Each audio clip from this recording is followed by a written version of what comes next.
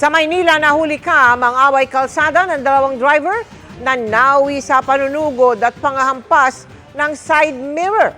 Pinaghahanap na sila ng LTO para pagpaliwanagin tungkol sa insidente. Nakatutok si Oscar Oida. Tila naghihimutok sa galit ng suguri ng lalaking ito at hampasin ang side mirror ng isang closed van.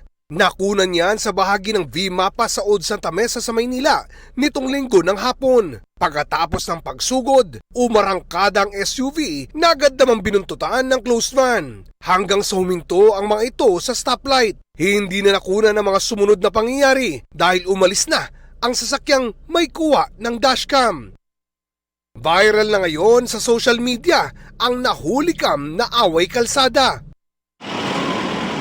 Ayon sa mga traffic enforcer, sa may G. Araneta Avenue pa lang ay nagkakagitgitan na ang dalawang sasakyan.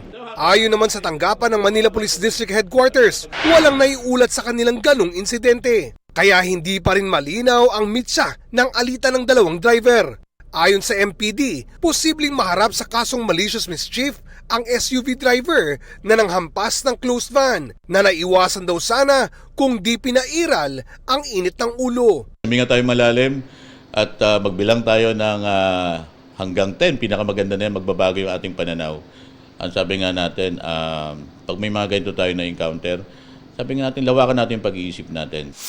Inaalam na rin ng Land Transportation Office o LTO ang pagkakakilanlan ng dalawang driver para ma-issuean sila ng show cause order at pagpaliwanagin kung bakit hindi sila dapat bawian ng lisensya sa kabila ng nangyari.